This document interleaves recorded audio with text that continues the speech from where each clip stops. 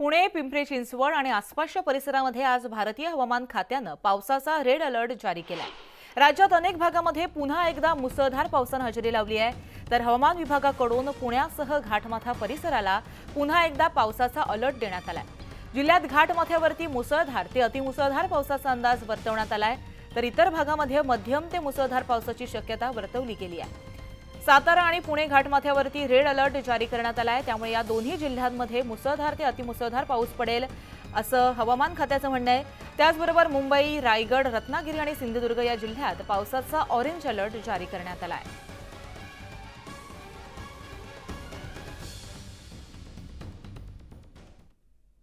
तर राज्यात गेल्या 2 दिवसापासून मुसळधार पावसाने हजेरी लावली आहे। तर आज पुणे आणि साताऱ्यामध्ये हवामान विभागाकडून अतिमुसळधार पावसाचा अंदाज वर्तवण्यात आला आहे। मुसळधार पावसामुळे खडकवासला धरण देखील भरलंय, तर धरणातून 27,000 क्युसेक्स पाण्याचा विसर्ग सुरू आहे।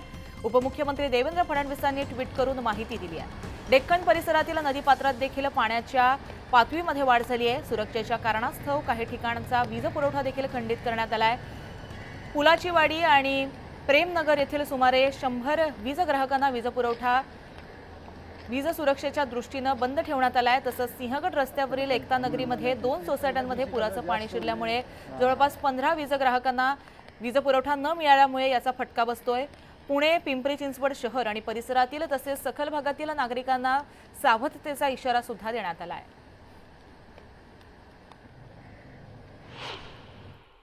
पुण्याला पाणी पुरवठा करणाऱ्या खडकवासला धरण साखळीमध्ये 4ही धरणांमध्ये म्हणजे पानशेत, वरसगाव, टेमघर आणि खडकवासला या 4ही धरणांमध्ये 90% जास्त पाण्याचा साठा झालाय।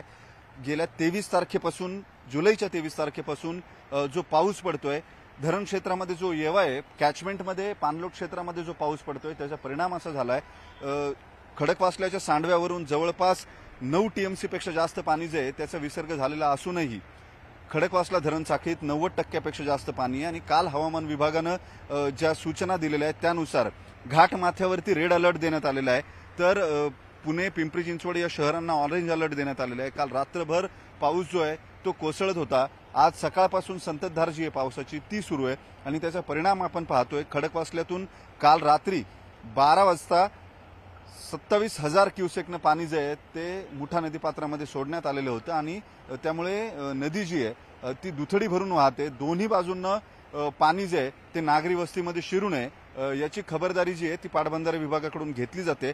मात्र जर पाऊस असाच राहिला आणि पावसाचं प्रमाण आणखी वाढलं किंवा धरण साखळीतल्या पाणलोट क्षेत्रामध्ये आणखी पाऊस वाढला तर मात्र पाण्याचा विसर्ग जो आहे तो वाढवावा लागेल। 9 वाजता हा विसर्ग 27,000हून 29,000 वरती नेण्यात येणार आहे। याचं कारण आता धरणं 90% क्षमतेने भरलेलं असल्यामुळे फार पाणी साठवणं धरणांमध्ये शक्य नाही। आणखी 2.5 महिने पावसाचे समोर आहेत, 2 महिने पावसाचे समोर आहेत, त्यामुळे त्याचं नियोजन जे आहे ते पाटबंधारे विभागाला करावं लागतंय। परिणामी नागरी वस्त्यांमध्ये पावसाचं पाणी शिरू नये, पुराचं पाणी, म्हणून काल संध्याकाळपासून प्रशासनाकडून हुटरवरती सूचना ज्या आहेत त्या देण्यात आलेल्या आहेत। सिंहगड रोड असेल, कर्वेनगर असेल या परिसरामध्ये नदीच्या कडेला ज्या नागरी वस्त्या आहेत तिथे या सूचना देण्यात आलेल्या आहेत। गेल्या वेळी जिथं पाणी शिरलेलं होतं ते निंबजनगर, एकतानगर या परिसरामधल्या जवळपास 500 नागरिकांना तिथून हलवून शेल्टर होम्समध्ये सुरक्षित ठेवण्यात आलेलं आहे। आणि परिणामी या सगळ्याचा आणखी काही जीवित हानी जी आहे ती होऊ नये किंवा मालमत्तेची हानी होऊ नये यासाठी अग्निशमन दल असेल किंवा एनडीआरएफ असेल यांना सूचना देण्यात आलेल्या आहेत। सुदैवानं पाऊस जो आहे तो कमी झाला तर ही परिस्थिती निवळू शकेल। मात्र जर पाऊस असाच राहिला तर सजग नागरिक म्हणून आपल्याही काही जबाबदाऱ्या आहेत। अत्यंत गरज नसताना घराबाहेर या पावसामध्ये पडू नका, नदीपात्राकडे कुठल्याही कारणास्तव फिरकू नका अशा सूचना प्रशासनाने दिलेल्या आहेत, त्याचं पालन आपण केलं पाहिजे। व्हिडिओ जर्नलिस्ट सचिन अंचाटेसह वैभव सोनवणे, न्यूज 18 लोकमत, पुणे। तर पुण्यातील परिस्थितीवरती उपमुख्यमंत्री देवेंद्र फडणवीस यांनी पोस्ट केली आहे। पुणे, पिंपरी चिंचवड आणि आसपासच्या परिसरामध्ये भारतीय हवामान खात्याने पावसाचा रेड अलर्ट जारी केलाय।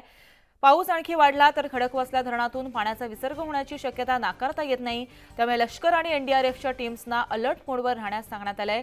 तरीही नागरिकांनी सतर्क राहून काळजी घ्यावी असं आवाहन देवेंद्र फडणवीसांनी पोस्ट करत केलंय।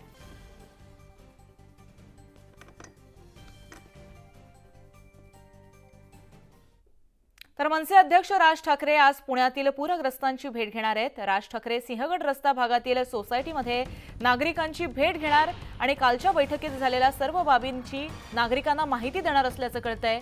त्यानंतर राज ठाकरे सनसिटी एकता नगर परिसरामध्ये भेट देणार आहेत। पुणे महानगरपालिकेचे अधिकारी देखील राज ठाकरेंच्या सोबत यावेळेस असणार आहेत। तर काल मुख्यमंत्री एकनाथ शिंदे यांची भेट घेतल्यानंतर पुरात मृत्यू झालेल्या 2 तरुणांच्या कुटुंबियांना मुख्यमंत्री शिंदेंकडून प्रत्येकी 10 लाखांची मदत जाहीर करण्यात आली आहे।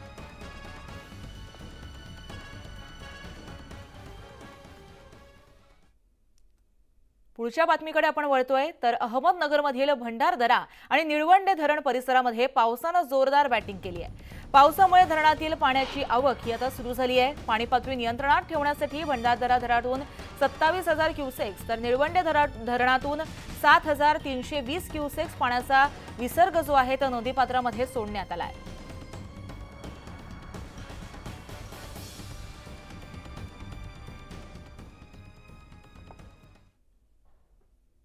तर यानंतर जातो आपण जळगावमध्ये। जळगाव शहरामध्ये सुद्धा मुसळधार पावसाने हजेरी लावली आहे आणि आज सकाळपासूनच जळगाव शहरामध्ये 30 मिनिटांमध्ये साधारण 13 मिलीमीटर पावसाची नोंद करण्यात आली आहे। आज जिल्ह्यामध्ये मुसळधार पावसाची शक्यता हवामान विभागाकडून वर्तवण्यात आली आहे। पावसामुळे सखल भागामध्ये पाणी देखील साचले आहे।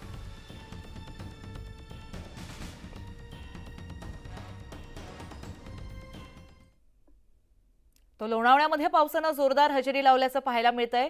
पर्यटकांचे पावलं त्यामुळे वीकेंडच्या दिवशी लोणावळ्या परिसरामध्ये वळू लागली आहेत। पर्यटकांची पंढरी समजल्या जाणाऱ्या भुशी धरणावरती पर्यटकांची गर्दी वाढू लागली आहे। मात्र वर्षविहारासाठी आलेल्या पर्यटकांनी धोकादायक पर्यटन करू नये यासाठी लोणावळा पोलीस देखील सज्ज आहेत। भुशी धरणाच्या सांडव्यावरून पाण्याचा वेग जास्त असल्यामुळे पोलीस कर्मचारी पर्यटकांना सूचना देत आहेत।